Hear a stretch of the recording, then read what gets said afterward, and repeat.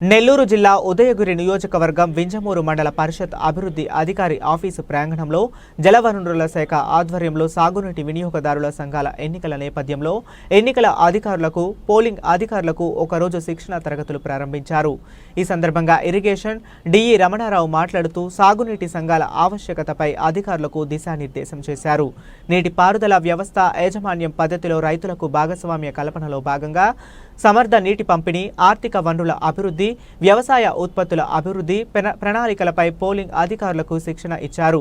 ఈ కార్యక్రమంలో MPDO Srinivasulu Reddy, MRO తహసీల్దార్ హమీద్ మరియు మండల నోడల్ ఆఫీసర్ శ్రీనివాసులు, ఇతర శాఖల ఉద్యోగులు పాల్గొన్నారు।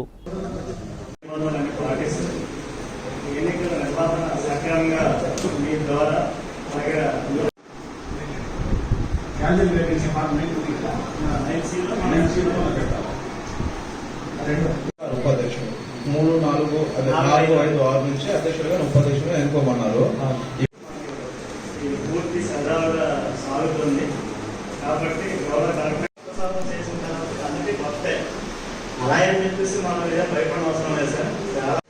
ఇంకోటి ఎంప్లాయీస్ వేరే వేరే వాటిల్లో నుంచి పనిచేసే వాళ్ళు నాటి ఎదుగులు ఉన్నారు, అవన్నీ కూడా ఆ టైంలో మనకు తెలియదు। ఉత్తర్వులను అనుసరించి 20వ తేదీన నోటిఫికేషన్ పబ్లిష్ చేస్తారు ప్రతి సాగునీటి సంఘ పరిధిలో।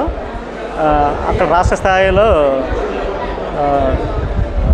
స్థాయి ఎన్నికల అధికారి, అలాగే జిల్లా స్థాయిలో జిల్లా స్థాయి అధికారి వారు, అలాగే మనకు రేపు WA పరిధిలో ఎలక్షన్ ఆఫీసర్ వారు నోటిఫికేషన్ జారీ చేస్తారు।